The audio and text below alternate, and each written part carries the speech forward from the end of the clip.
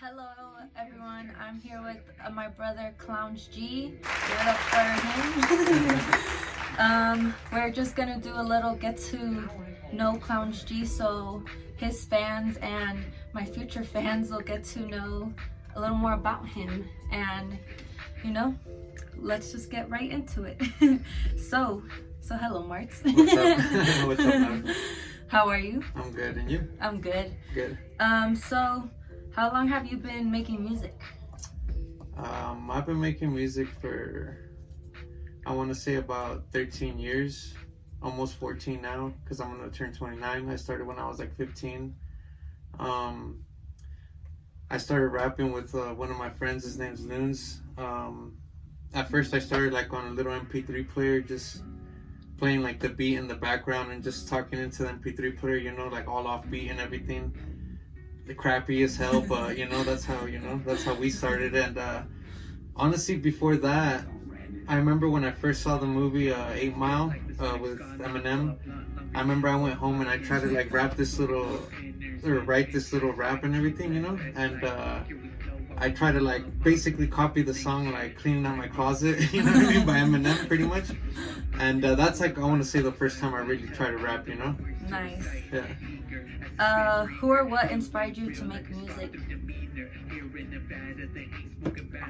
I want to say my dad, because my dad would always, when I was a little kid, he would always tell me stories about how he like made a couple songs actually in Mexico,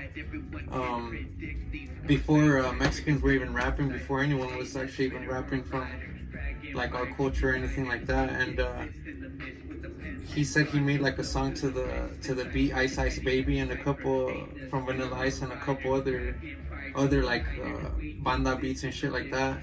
And he kind of inspired me a lot to like, he already like kind of implanted that seed in my head, you know. And then when I moved to Nevada, all my homies were already rapping and all that, and so I just it kind of like, I went with the flow, you know. Nice. How does it feel to be on stage and perform in front of a bunch of people? It feels awesome, honestly. Like, at first, my first show was like kind of a little bit embarrassing. Not embarrassing, but like it was like my heart was pumping, everything, you know. It was like nerve-wracking and stuff. But I felt like once you just go out there and like that first beat and that first song like hits, like you just like, you know, lose yourself in the moment and kind of just go with it, you know, and you like feed off what the people are like, you know, are giving you and stuff like that. Like if people are being negative, when people were being negative to me, I was just being like harder, you know, like I came harder and everything, and I just try not to pay attention to that. But when people were like, hell yeah, you know, like it made me feel sick, you know, because you know, like I'm just trying to get up there like anyone else.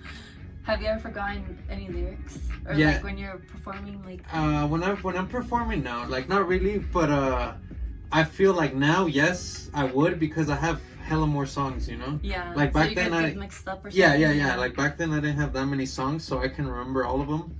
Now I have so many songs that it's hard to memorize all of them. Yeah. That's sick. Who is someone you would want to collaborate with, dead or alive?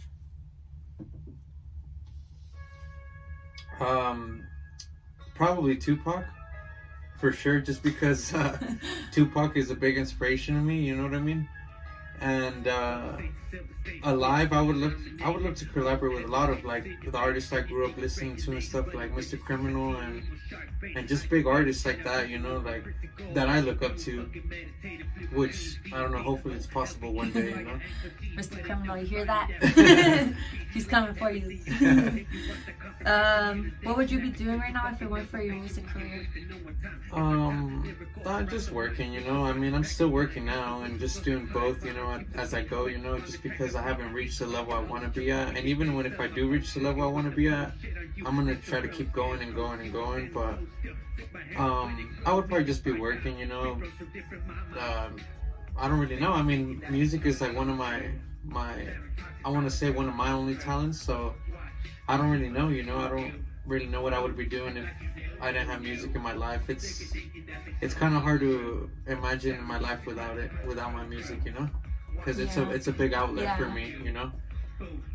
what first inspired you to like get into the music, as in like the journey of it, like saying, yeah, I'm gonna do it. You get me? Yeah.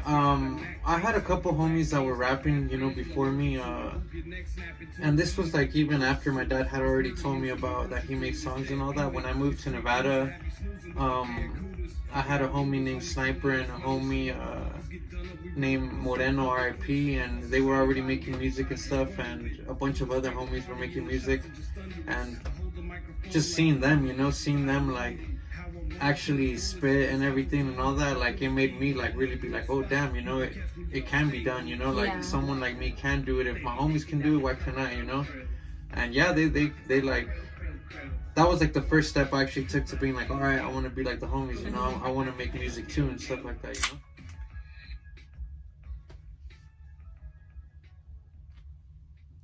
Okay. What advice do you have for someone that wants to make music?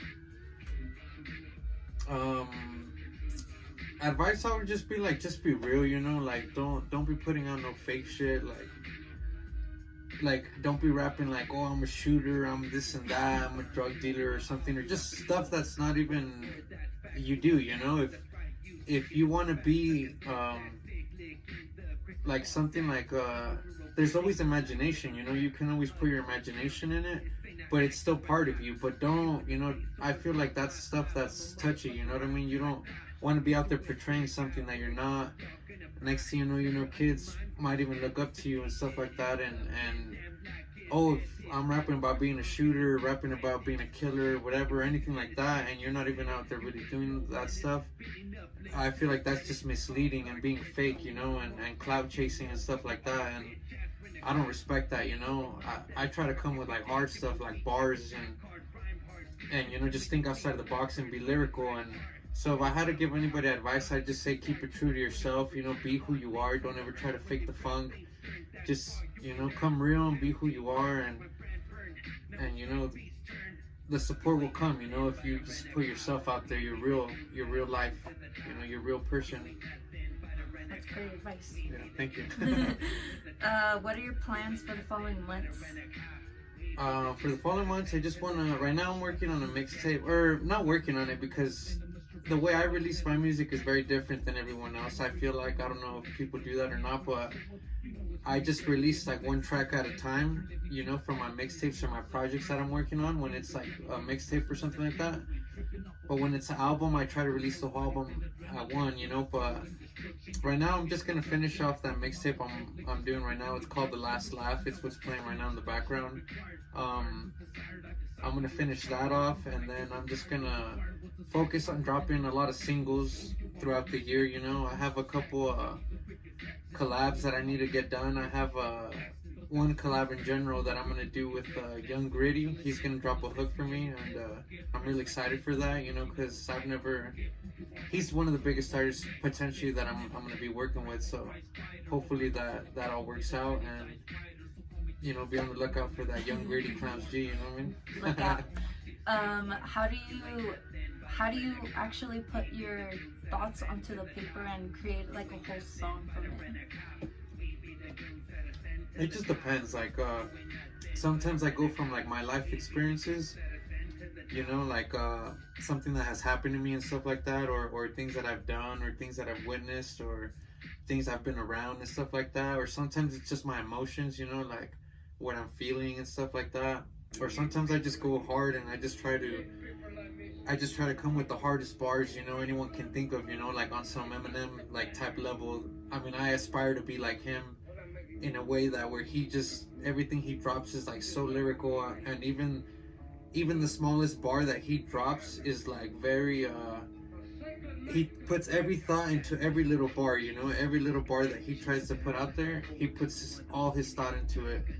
And you know, I aspire to be like that. So I just say it's just a different process every time. Like I said, you know, sometimes I think about my feelings, my experiences, or I just come with the hardest shit, you know. Do you think your past influenced your present with career, like with your music career? I think yes. I think a lot. It shaped me who I am, definitely, you know what I mean? excuse me. I think getting laughed at and things like that when I put out my first songs, you know, people making fun of me, things like that, it made me not. Don't get me wrong, there was times where I did want to give up, but at the same time, it made me want to go harder. You know what I mean? And because my first songs were like garbage in my eyes, you know what I mean? Like, but everyone has to start somewhere. I understand that, but it's just embarrassing sometimes to even hear my first songs, and I just feel like, yeah, my past did mold who I am and stuff like that, and I'm actually glad that people, you know, clowned on me and stuff like that, no pun intended, you know, and made fun of me and stuff like that. So it made me, you know, go harder and not give up, you know. So if anyone ever gets clowned on for, you know, your first music and stuff like that, don't ever give up, man, because, you know, you could be the next fucking sick ass fool, you know. The next ClownsG. Yeah, better, you know, hopefully, you know. Do you see yourself being famous, like everyone knows ClownsG? I want to say yes, because if I say no, then I'm not really aspiring for anything, you know. But you never know, you know. I'm already, you know, right now I'm 28. I'm not an old man, but I'm not a young guy either. I'm like in between, and I'm just trying to go as hard as I could, like I said, you know. And I feel like I don't really, not that I don't want to be famous, but I just want, you know, people to appreciate, you know, what I got to bring to the table, to the culture, and to the, you know, to the Mexican rap scene, and to just the rap scene in general, you know. Nice. What would you classify your music as?